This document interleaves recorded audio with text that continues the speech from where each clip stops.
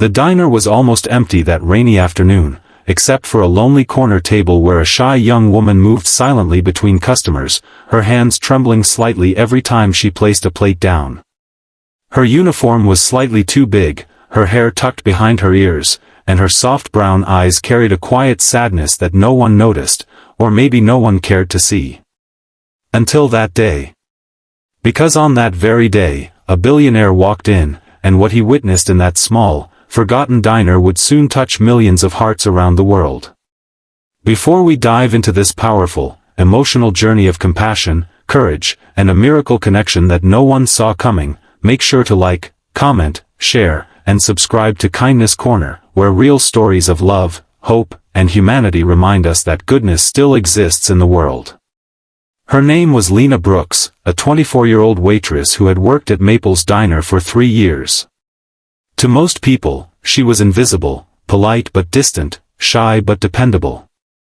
The kind of person customers would thank without remembering her face 5 minutes later. Life hadn't been easy for Lena.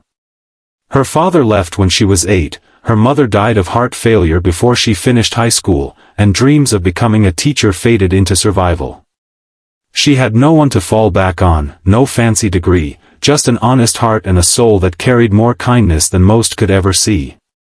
But behind her shy smile lay a secret gift. Lena could sign fluently, American Sign Language. Her late mother had gone deaf when Lena was a child, and they'd spent years communicating through gestures, laughter, and patient eyes.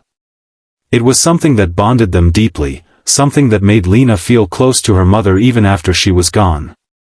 So when she noticed an elderly woman struggling to order at the diner one afternoon, her heart immediately recognized the familiar rhythm of confusion on her face. The woman, elegantly dressed but visibly frustrated, tapped at her notepad, trying to get the waiter's attention. He didn't understand her. He just kept repeating himself louder, assuming volume could fix silence. Lena watched from the counter, wiping down a coffee cup, her heart aching for the woman. Then, before she could overthink it, she stepped forward. She approached gently, knelt slightly to meet the woman's eyes, and began to sign, "Hello. Can I help you?" The woman's eyes widened in surprise, then softened with immense relief. For the first time since entering the diner, she smiled.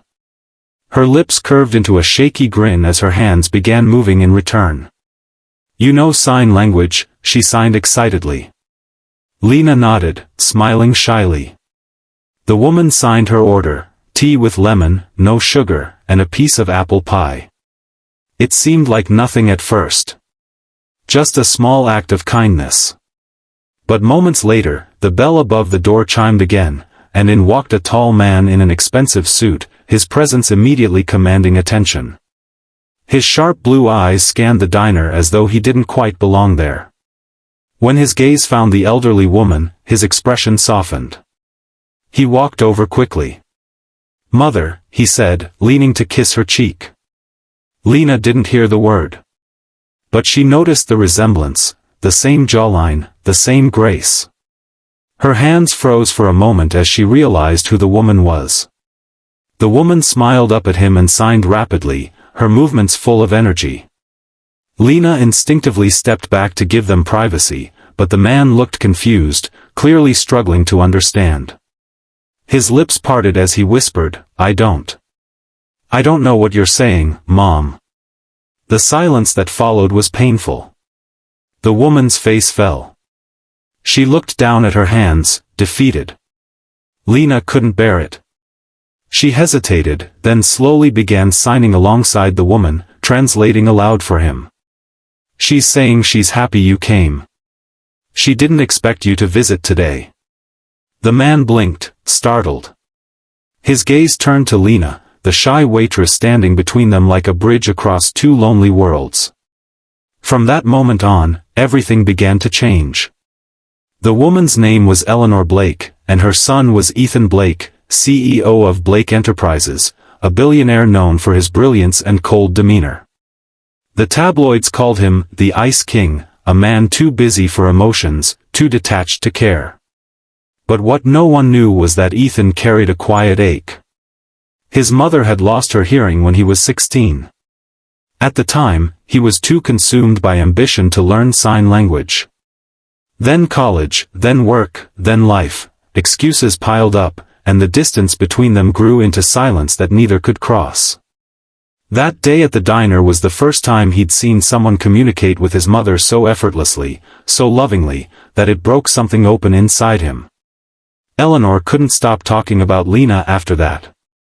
Every week she visited the diner, always sitting in the same booth, always asking for the kind waitress who listens with her hands. Lena cherished their conversations, stories about Eleanor's late husband, her garden, the son she wished she could talk to again without a translator. And though Lena never expected it, every week Ethan appeared too, at first out of curiosity, then out of guilt, then something deeper. He'd watch quietly as Lena signed with his mother, her face lighting up with every gesture.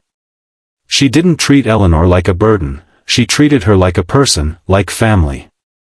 Ethan started staying longer each time, asking questions about sign language, trying to learn the basics. Lena would gently guide him, showing him how to shape words with his hands. Sometimes she'd laugh softly when he got it wrong, and for the first time in years, Ethan found himself laughing too. But life had its cruel timing. One rainy evening, Lena came to work exhausted.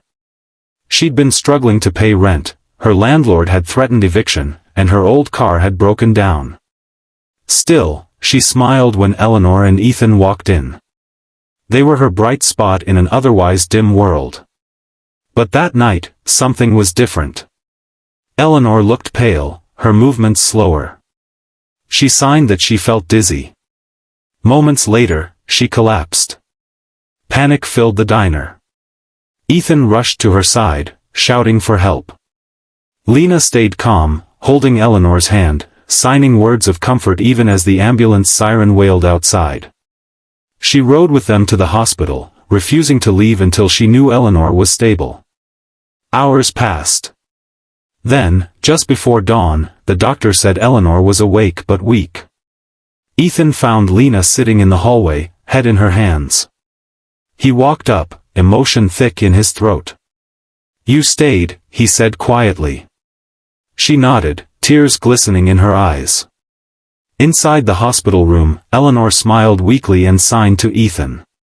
He hesitated, struggling to understand, then looked to Lena.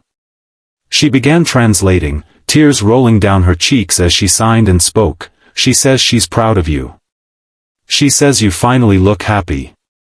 She says she's grateful for the girl who brought her son back to her."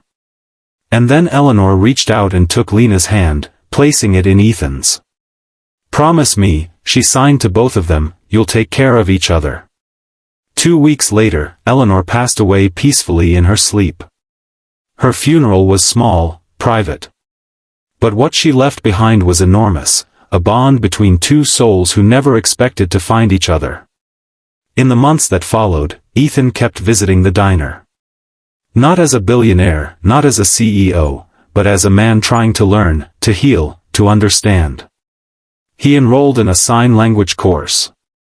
He offered to help Lena with her debts quietly, but she refused his money, saying she only needed his friendship.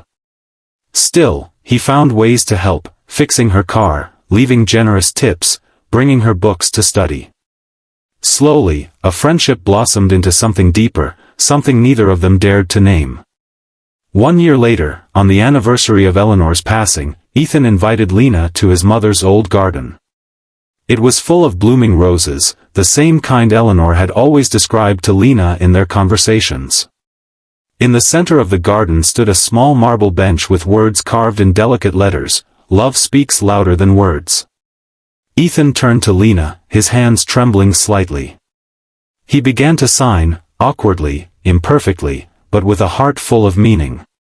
"You taught me how to listen, without hearing. You brought my